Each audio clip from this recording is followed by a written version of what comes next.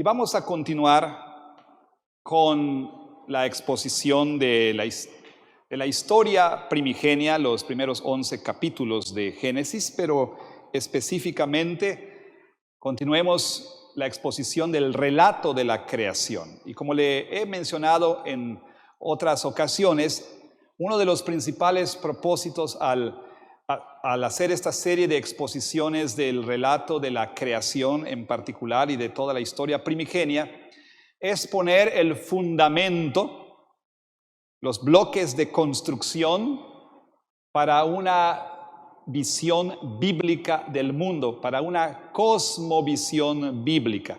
Ya le he mencionado que una cosmovisión, aunque se oye esto bastante complejo y elegante, no es más que los lentes a través de los cuales estamos mirando a la vida, estamos mirando lo que sucede, los lentes a través de los cuales le tratamos de dar sentido a este mundo y a la vida en él. Todos nosotros tenemos una cosmovisión, todos, absolutamente todos. Recuerden que, como hemos dicho, así como lo menciona un profesor mío, las cosmovisiones son como los ombligos. Todos tienen uno, pero nadie piensa acerca de ellos. Así entonces, usted está mirando al mundo a través de unos lentes. La pregunta es, ¿cuáles son los lentes a través de los cuales está mirando al mundo? Bueno, el Señor en su palabra nos ha dado la correcta cosmovisión. Es decir, los lentes que debemos tener puestos para mirar el mundo y lo que sucede en él. Y entonces, esta serie de sermones tienen ese propósito de ayudarnos a tener la clase correcta de lentes para entender nuestro mundo y nuestra vida en él. Por otro lado, una cosmovisión intenta responder a las preguntas más básicas y más fundamentales. Preguntas que tienen que ver con la naturaleza de la realidad, o sea, lo que los filósofos llaman técnicamente metafísica. Es decir, ¿qué es el mundo? ¿De qué está hecho el mundo? ¿De dónde viene el mundo? ¿Cuál es la realidad primaria? ¿Sí? Bueno, y la palabra de Dios nos da respuestas a esas preguntas. Cuando hablamos de metafísica o de la naturaleza de la realidad, bueno, la Biblia nos dice, hay un creador y hay una creación. Y hay una distinción entre creador y creación. Dios es la realidad primaria, la realidad última, de quien provienen todas las cosas. En el principio creó Dios los cielos y la tierra. Así comienza el libro de Génesis, así comienza la Biblia y nos ayuda a poner entonces la realidad en la perspectiva correcta. Pero también las cosmovisiones tienen que ver con otras preguntas fundamentales. Y una de estas es, ¿qué es el ser humano? Por un lado, toda cosmovisión abarca, por supuesto, explora y trata de responder a cuestiones de teología. Toda cosmovisión tiene una teología, ¿sí? Toda cosmovisión trata de responder a la pregunta ¿qué es Dios? ¿Quién es Dios? Algunas cosmovisiones niegan la existencia de Dios, pero aún esas cosmovisiones tienen alguna noción de alguna realidad última, suprema, máxima. Puede ser el destino, puede ser el universo. ¿No ha oído usted en la radio, por ejemplo, o en la tele a personas decir, a los artistas decir, doy gracias al universo, ¿no? Que me ha dado tantas bendiciones? Bueno, algo es la realidad última para todas las personas. Los cristianos sabemos que Yahvé, Jehová, el Dios triuno de las Escrituras, es el verdadero Dios. Pero también las cosmovisiones abarcan, exploran asuntos que tienen que ver con la antropología. ¿Qué es la antropología? El estudio del ser humano. ¿Qué es el ser humano? Yula es antropóloga, ¿no? Y ella sabe de esto. Bueno, el estudio del ser humano. ¿Qué es el ser humano? ¿Cómo debemos entender la persona humana? Es muy importante que nosotros podamos responder a esa pregunta a partir de una cosmovisión bíblica. Sobre todo en un tiempo en el que estamos nosotros atestiguando, y quizá como nunca antes, una redefinición de lo que significa ser una persona humana. Ahora, verdad sea dicha, esa redefinición no es un asunto nuevo. Vaya, ocurrió por primera vez en Edén, cuando Satanás vino a darles a Adán y a Eva una versión alternativa de lo que significa ser una persona humana. A darles un entendimiento diferente del que Dios les había dado acerca de quiénes ellos eran. Y el día de hoy estamos enfrentando como nunca una redefinición de lo que es una persona humana. ¿Qué es el ser humano? Mire usted, pudiera mencionar muchos ejemplos, pero aquí hay un artículo publicado no hace mucho, en el que la autora del artículo, una filósofa que tiene por nombre Martha Nussbaum, ninguno de nosotros la conocemos, por supuesto, ella escribe este artículo que tiene como título ¿Qué significa ser humano? Y dice el mismo título, no preguntes, no hagas la pregunta. Y dice así: con el tiempo, la idea de ser humano ha con toda seguridad significado y continuará significando muchas cosas. No hay ni nunca ha habido solo una respuesta.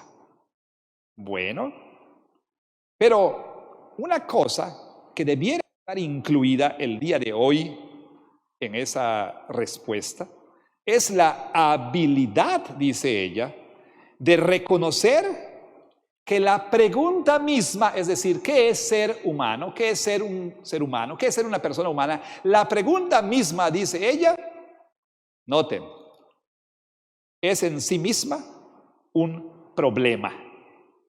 Nosotros los humanos, escribe, estamos enfocados, muy enfocados en nosotros mismos.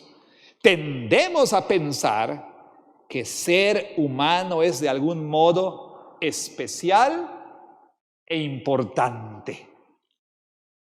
Así que, dice ella, en lugar de preguntar qué es ser un humano, ella dice, como estamos tan enfocados en nosotros mismos y porque creemos que ser humano es ser algo especial e importante, nos hacemos la pregunta, ¿qué es ser humano? En lugar de ello, dice esta señorita, no lo sé, dice, debiéramos preguntar qué significa ser un elefante, o un cerdo, o un pájaro. El fracaso de tener esta curiosidad es parte de un problema ético más grande, dice esta señora. La pregunta, ¿qué es ser humano? No solamente es narcisista, ¿no? Vaya, es como preguntar, ¿qué es ser blanco? Es decir, connota privilegios que no ganamos, que no merecemos y que han sido usados para dominar y explotar. Pero usualmente no reconocemos esto porque nuestro narcisismo es completo. ¿Oyó usted esto?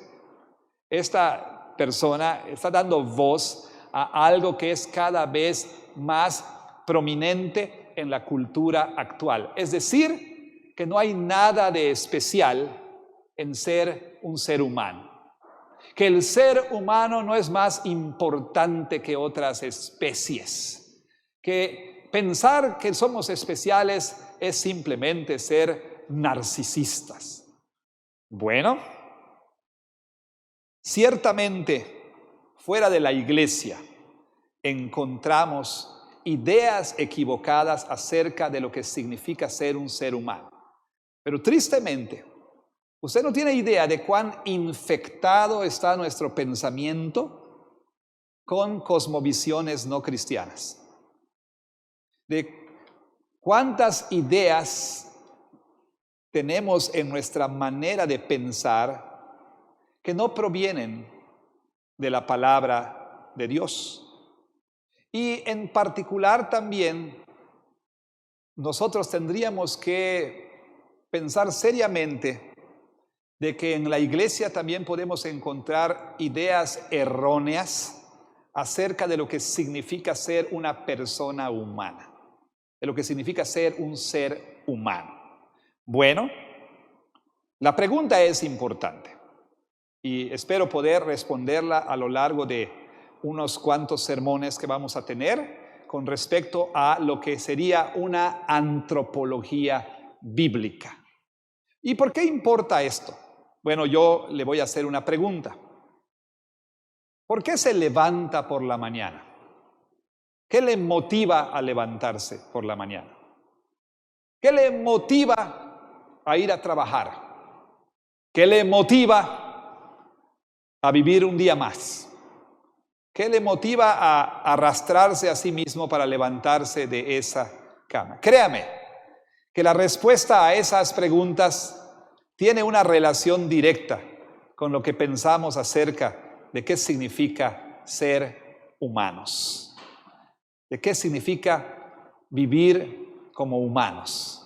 Por eso entonces vamos a orar. Esta fue la introducción de la introducción. Vamos a orar y vamos a pedir que el Señor nos hable. Señor, gracias porque nos concedes en tu gracia el estar aquí presentes en este día para escuchar tu palabra, para escuchar la exposición de tu palabra y lo que tu palabra tiene que decir con respecto a qué significa ser una persona humana.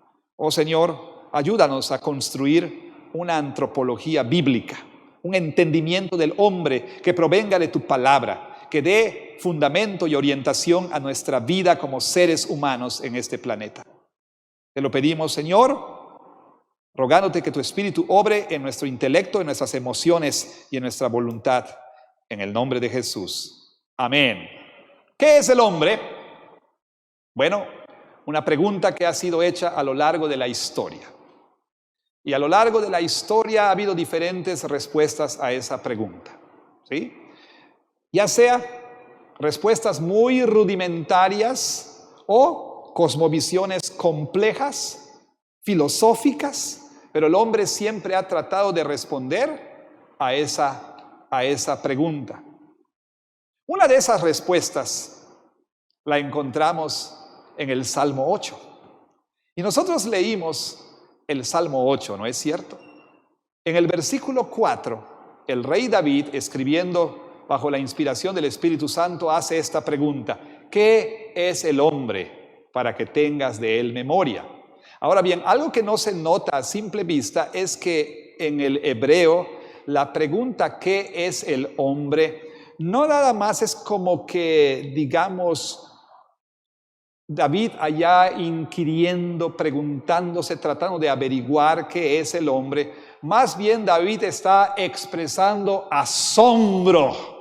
¿Sí?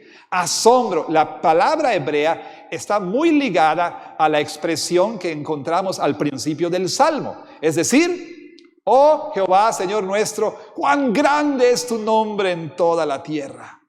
En el versículo 4, ¿sí? En el Salmo 8, David dice, ¿qué es el hombre? Pero él está expresando su asombro ante esta criatura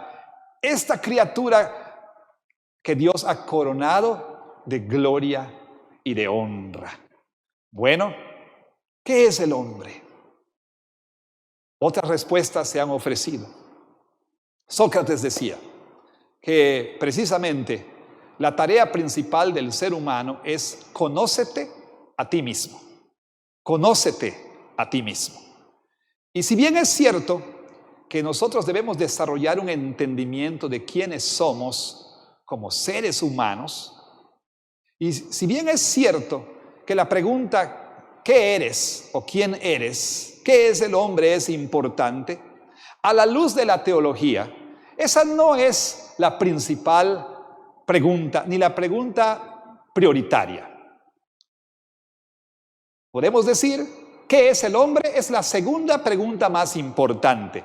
Y si es la segunda pregunta más importante, ¿cuál es la primera pregunta? ¿Cuál es la pregunta más importante? La pregunta más importante entonces es, ¿qué es Dios? ¿Quién es Dios? ¿Y qué ha hecho Dios?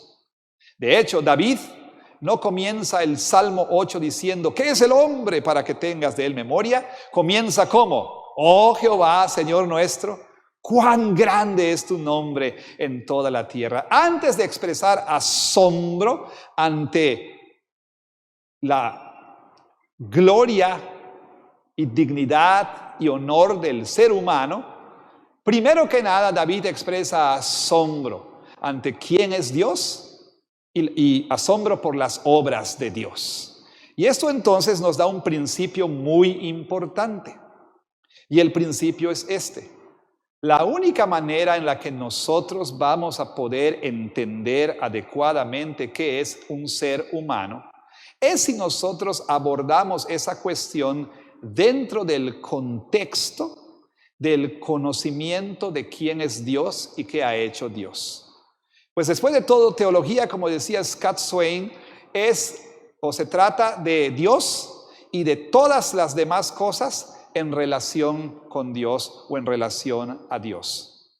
Y el ser humano es una de esas otras cosas que debe ser vista en relación con Dios. Calvino entendió muy bien esto.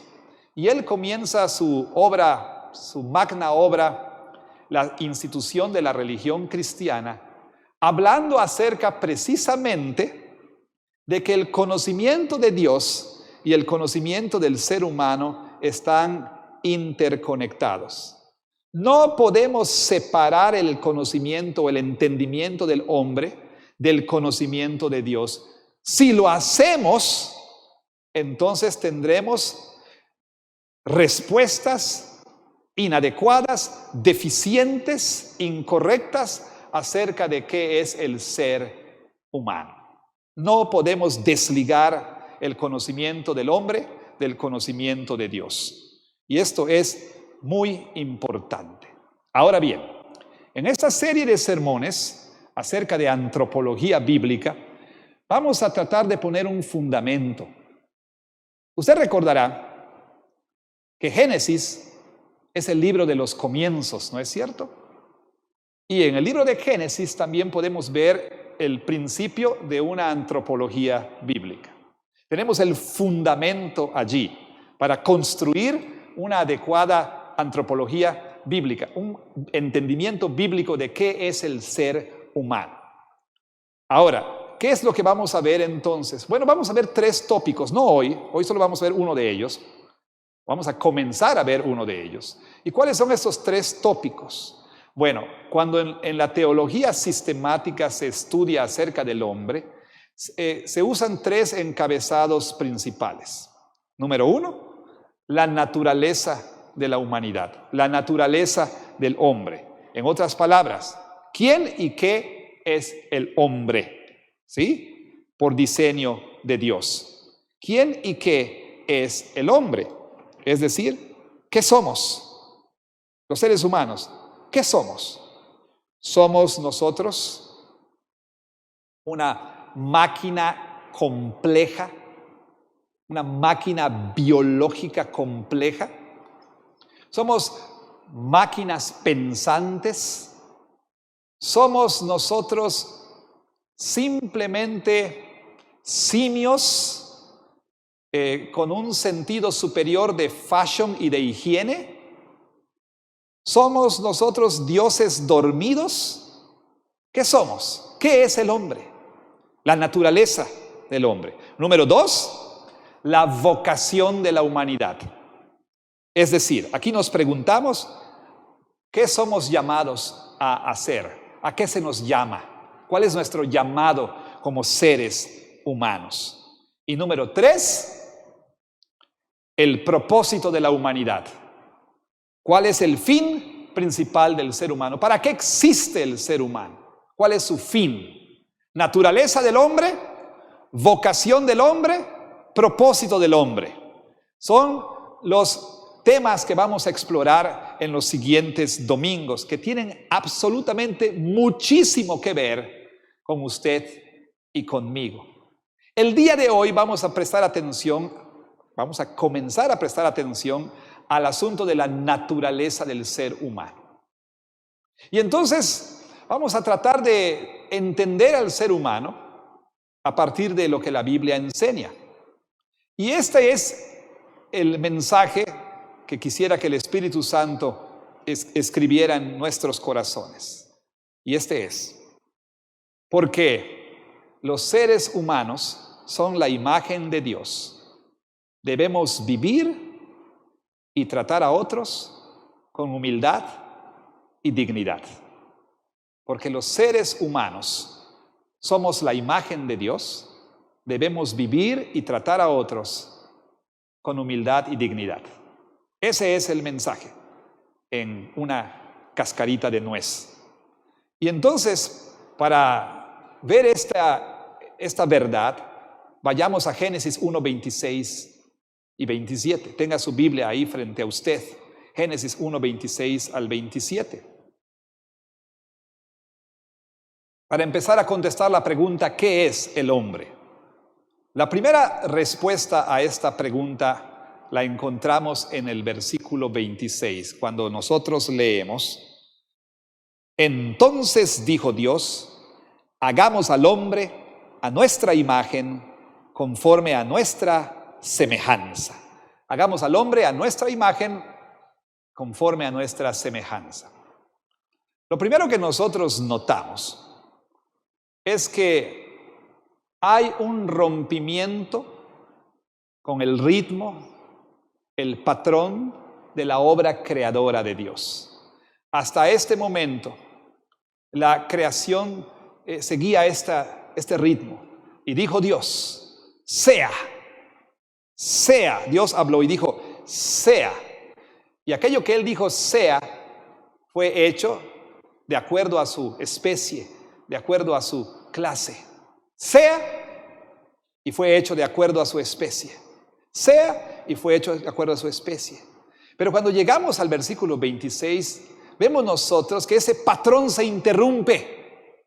Y en lugar de que Dios simplemente pronunciara esta palabra y entonces lo que Él mencionaba llegaba a ser de acuerdo a su clase, de acuerdo a su especie, en ese momento Dios habla consigo mismo y dice, hagamos al hombre a nuestra imagen y a nuestra semejanza. Aquí entonces empezamos a entender que la criatura que a continuación el Señor va a llamar a la existencia no es como las otras criaturas. Hay algo especial aquí. Hay algo superior aquí a todo lo que Él ha hecho hasta ese momento. Y esto se nota también por el hecho de que Dios dice, hagamos al hombre a nuestra imagen. Sin embargo, lo primero que hay que notar cuando preguntamos ¿qué es el hombre? Es que el hombre, el ser humano, es una criatura. Somos criaturas, ¿sí? Somos parte de la creación de Dios. No somos dioses, somos criaturas. Y como veremos más adelante, en algún día, Satanás les ofreció a Adán y a Eva una versión diferente de quiénes eran ellos. Y Adán y Eva renunciaron a su condición de criatura, o mejor dicho, rechazaron su condición de criatura. Pero en esencia el ser humano es una criatura. No es un accidente cósmico, no es un animal evolucionado. El ser humano es una criatura hecha por Dios. Somos la creación de Dios. Y eso, por supuesto, nos da dignidad, pero no para la cosa allí. ¿Qué es el ser humano? No solamente una criatura. A diferencia de las demás criaturas, el ser humano es hecho a la imagen de Dios. Note por favor en el relato, hasta ese punto, a ninguna otra criatura Dios le concede este privilegio de ser portador de su imagen o portadora de su imagen. Dios no ha dicho de nadie más, hagamos esto a la imagen. O sea, Dios no dijo, hagamos a los peces a nuestra imagen, hagamos a las aves a nuestra imagen, hagamos a los elefantes a nuestra imagen, hagamos a las gaviotas a nuestra imagen, hagamos a los gatos a nuestra imagen, aunque los gatos creen que están hechos a la imagen de Dios, ¿verdad? ¿Sí? Un gato cree que Dios dijo, hagamos al gato a nuestra imagen y semejanza. La verdad de las cosas es que yo sé, y por la fe tengo que creer que los gatos son parte de la buena creación de Dios. Pero no lo veo, la verdad es algo es por fe, ¿ok? Es por fe que acepto que los gatos son parte de la buena creación de Dios. No así los perros, por supuesto. Pero bueno, de ninguna otra criatura Dios dijo, hagamos esto a la imagen de Dios. El hombre recibe un título que ninguna otra criatura tiene. Y esto nos habla de que, a diferencia y contrario a lo que decía esta filósofa que leímos al principio, y la voz cada vez unificada en la cultura, sí hay algo especial y sí hay algo importante en ser un ser humano. ¿Qué somos? La imagen de Dios. La imagen de Dios. Y usted sabe que si queremos nosotros conocer qué hay en un producto, debemos leer la etiqueta. Aunque el día de hoy, pues ya sabe usted que el gobierno mandó poner etiquetas de exceso de azúcares, exceso de sodio, exceso de exceso, en fin, etiquetas ahí que se supone le deben dar la información de lo que contiene ese jugo. Y entonces, jugo de naranja de tal marca, contiene y no contiene jugo. O sea, nosotros podemos pensar que es jugo, pero realmente no es jugo. Ahí por ahí es un saborizante artificial. La etiqueta nos provee información importante acerca del producto. Bueno, si queremos saber qué es el ser humano, hay que mirar a la etiqueta que Dios nos puso a nosotros. ¿Y qué etiqueta nos puso? Imagen de Dios. Y quizás es un recordatorio para muchos de ustedes, quizá para otros no. ¿Qué es ser la imagen de Dios? ¿Qué es ser la imagen de Dios? Bueno, podemos entender esto en un sentido, ahí le va la palabra, ahorita se le explico, en un sentido ontológico y en un sentido funcional. Cuando hablo del sentido ontológico, es decir, estoy hablando del ser, ¿sí? Nosotros tenemos características en nuestro ser que reflejan quién es Dios. ¿Qué es ser imagen de Dios? Bueno, usted, ser humano, es un espejo, un pequeño espejo que refleja el quién es Dios. Ahora, no estoy diciendo necesariamente que reflejamos físicamente a Dios. Dios es espíritu y no tiene un cuerpo como nosotros. Si la verdad yo reflejara a Dios físicamente, entonces Dios es muy feo. Pero no estamos hablando de ese tipo de reflejo. Estamos reflejando el ser de Dios, el carácter de Dios. Dios, por supuesto, ¿cómo es Dios? ¿Quién es Dios? Obtenemos un entendimiento de quién es Dios al ver a un ser humano. ¿Sí? Al ver a un ser humano. Verá usted, en el antiguo cercano oriente, y habrá que entender esto, para entender la magnitud de lo que estamos diciendo, subámonos a la máquina del tiempo, entremos a la caseta telefónica del Doctor Who, o subamos al DeLorean del Dr. Brown y vámonos al 1400 antes de Cristo y veamos ahí la cultura de ese tiempo. En ese tiempo se creía que los dioses, ¿sí?, eran representados por imágenes tridimensionales y se creía que el espíritu de ese Dios habitaba en esa imagen y la imagen era una representación de ese Dios. ¿Okay? Pero también se creía en ese tiempo que solo los reyes eran la imagen de Dios, solo Faraón era la imagen de Dios. Y había obviamente un sistema jerárquico de castas sociales y el rey estaba en la cúspide. Al rey se le conocía como la imagen de Dios. Él era la representación visible de Dios en la tierra. Y Moisés corrige esa idea religiosa que por supuesto alimentaba toda una teoría política y dice, no solo los reyes son la imagen de Dios, todo ser humano es la imagen de Dios, todo ser humano es la imagen de Dios. Nosotros reflejamos a Dios ¿en qué? En que somos seres racionales, en que tenemos afectos, en que tenemos voluntad, en que somos seres relacionales, reflejamos quién es Dios. Ahora bien, sabemos nosotros que por la caída, este espejo se rompió. Y todavía vemos la imagen de Dios, aunque distorsionada ahí, ¿no? Pero como vamos a ver, con la persona, a través de la persona y la obra de Cristo, Él ya empezó a restaurar el espejo. Ya empezó a restaurar el espejo para que podamos reflejar a Dios como Dios lo diseñó. Bueno, pero también podemos entender imagen de Dios en un sentido funcional y creo que el énfasis está ahí en el texto.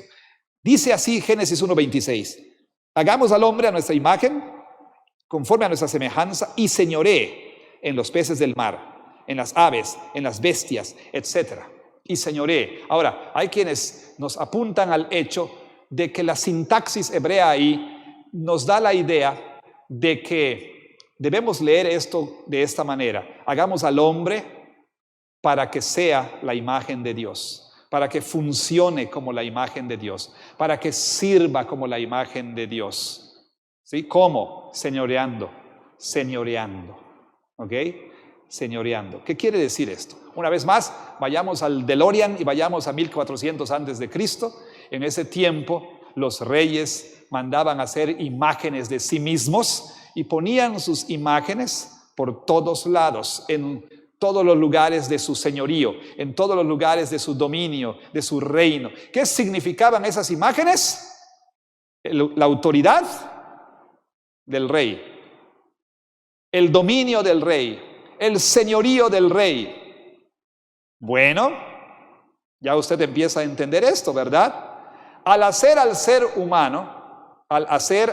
humano, ¿qué hizo Dios? Poner su imagen en esta tierra. ¿Para qué? Para significar su señorío sobre la tierra. El ser humano, como imagen de Dios, fue creado sí como representación, pero fue creado también como representante. Es decir, el ser humano es la autoridad representativa, autorizada por Dios aquí en la tierra. ¿Para qué fuimos creados?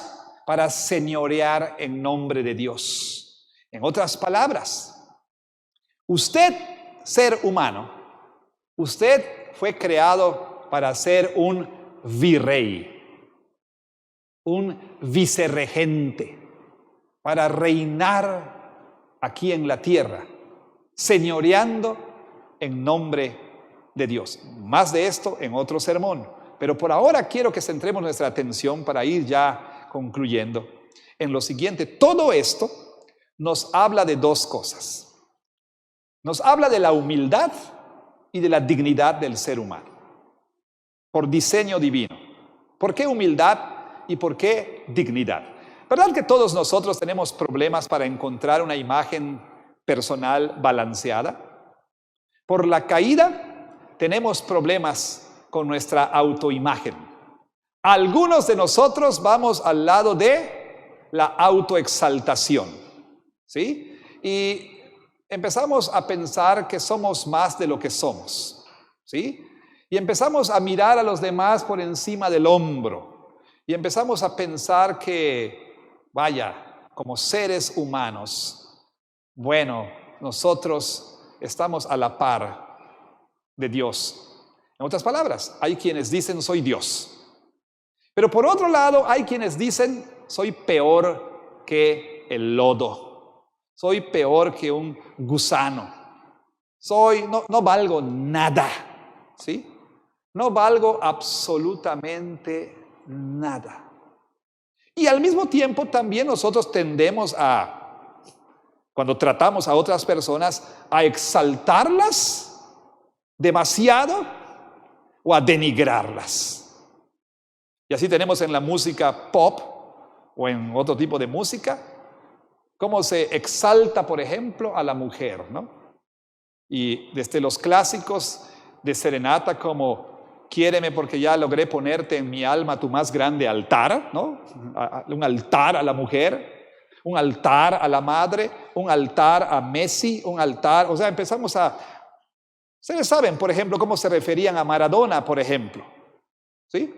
O cómo algunos se refieren a Messi como el Mesías, ¿no? Y tendemos a exaltar al ser humano a un lugar que no le corresponde, pero por otro lado tendemos a denigrar al ser humano y entonces le negamos la dignidad que debe tener y decimos no vale nada.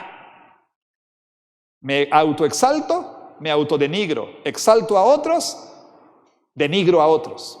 Fíjense en una ocasión, un hombre estaba teniendo una tremenda discusión con su mujer, esas discusiones épicas ahí en la calle. Y entonces el hombre en ira le dice a su mujer, tú no vales nada. ¿Sí? Ah, sí, no vales nada. Y ahorita te lo voy a demostrar. Le dice, taxi. Para el taxi. ¿Cuánto hasta el aeropuerto? 500 pesos y con mi esposa lo mismo. ¿Ves? No vales nada, ¿no? O sea, así tendemos a tratar a las personas como que no valen nada. Amados hermanos, Imago Dei, la doctrina de imagen de Dios, nos debe alertar al hecho de que nosotros somos, por un lado, imágenes humildes. Por eso Moisés añade imagen y semejanza. No somos Dios, somos la imagen de Dios. Además, como veremos cuando lleguemos al capítulo 2, el hombre, a diferencia de la creencia religiosa, por ejemplo, en Egipto, de que los seres humanos fueron hechos de diferentes materiales, como en el Popol Vuh, ¿no? Los mayas creían que hicieron a los seres humanos de diferentes tipos de maíz, ¿verdad?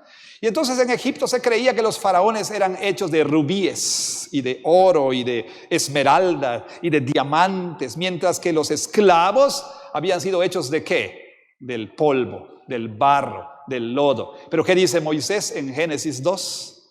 Formó Dios al hombre ¿de dónde? Del polvo. Todos del polvo. No somos hechos de rubíes, ni de diamantes, ni de nada por el estilo. Somos personas hechas de polvo. Y el pecado, bueno, ocasiona que del polvo fuiste tomado, al polvo volverás. Y vean qué tan frágiles somos. Vean que nosotros somos tan efímeros y vean ustedes cuán débiles somos. Con toda nuestra autoexaltación, somos criaturas finitas, frágiles. Pero ¿sabe qué?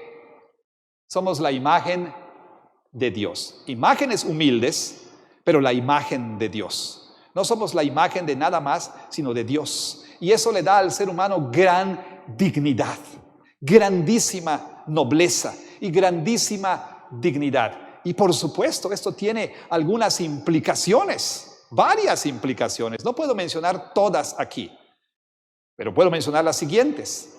Número 1. Una implicación con respecto a cómo consideramos la vida humana.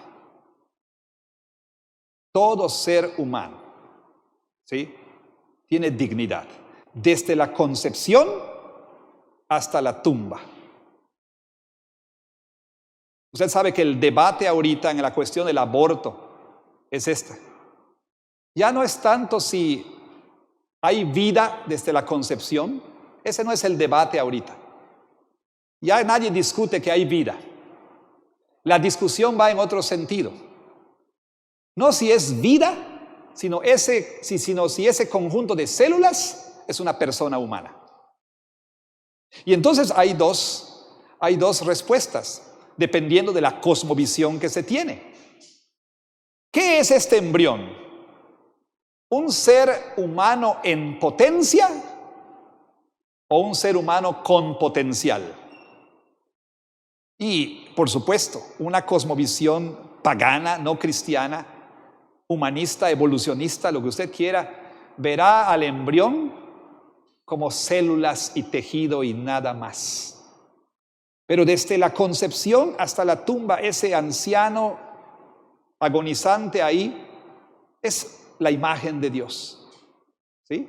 Este embrión es la imagen de Dios, este cigoto, estas dos células, estas dos que se unen y forman una nueva vida. Esto es una persona humana. Ese hombre que está muriendo ahí es una persona humana. Y esto tiene implicaciones para cuestiones de aborto y eutanasia, y tiene implicaciones para la ética médica, y tiene implicaciones también económicas, socioeconómicas, ¿sí?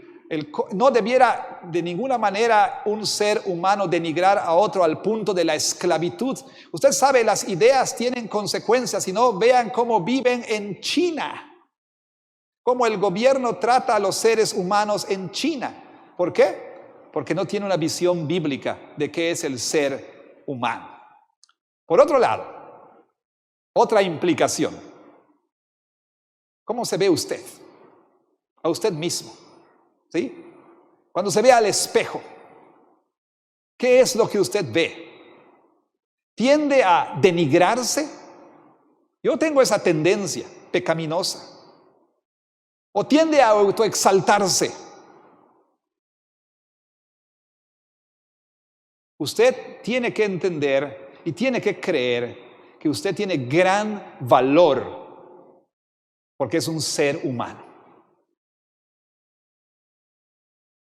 Fíjese, le voy a compartir un diálogo de una de mis películas favoritas aquí. Este es Woody con Buzz Lightyear en Toy Story. Buzz Lightyear, este juguete que se creía un Space Ranger, o sea, todo un héroe, ¿sí? Llega al cuarto de Andy, el niño, donde Woody era el principal. Era el consentido de Andy. Por varias situaciones en la película terminan en casa del niño vecino, Sid, un niño malo. Y él los pone ahí en el cuarto, amarra a Buzz Lightyear a un petardo, o sea, iba a destruir los juguetes.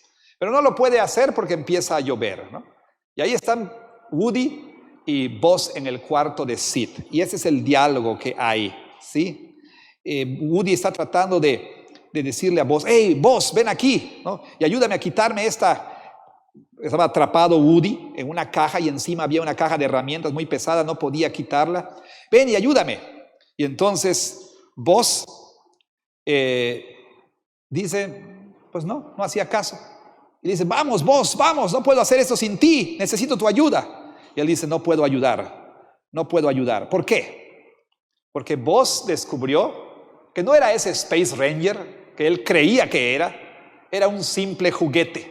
Y está todo deprimido, ¿sí? Ya era la señora Nesbeth, ¿se acuerdan los que vieron la película? Todo deprimido, ¿verdad? Y dice: no puedo ayudar, le dice, ya no puedo ayudar para nada. Y entonces: no, Buzz, por favor, mira, vamos a salir de aquí para ir a casa de Andy, casa de Sid, ¿qué importa? ¿Cuál es la diferencia?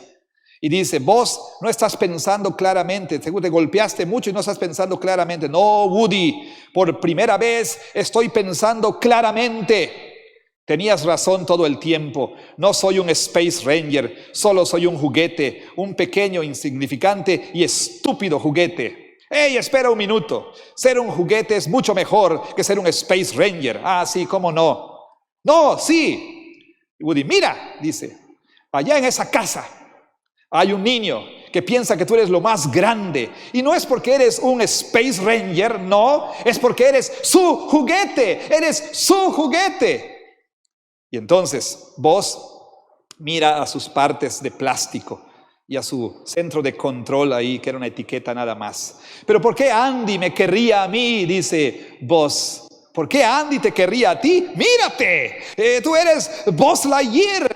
Cualquier otro juguete daría sus partes, ¿verdad? Para ser como tú. Tienes alas, brillas en la oscuridad, hablas, tienes un casco que hace eso, ¿no? Y eres un juguete muy cool. De hecho, eres demasiado cool. Vaya, quiero decir, ¿qué oportunidad tiene un juguete como yo junto a un Buzz Lightyear? Y entonces jala Woody su cuerda. Esto es todo lo que yo puedo hacer. Hay una serpiente en mi bota, ¿no? ¿Por qué Andy querría jugar conmigo cuando él te tiene a ti? Yo soy el que debería estar atado a ese petardo. En ese momento, Buzz hace algo. Levanta su pie. ¿Y qué es lo que lee Buzz ahí? El nombre de Andy. Andy escrito en su pie. Y entonces Buzz tiene una epifanía, ¿no? Buzz se da cuenta de que lo que le hacía especial, ¿sí? No era ser un Space Ranger.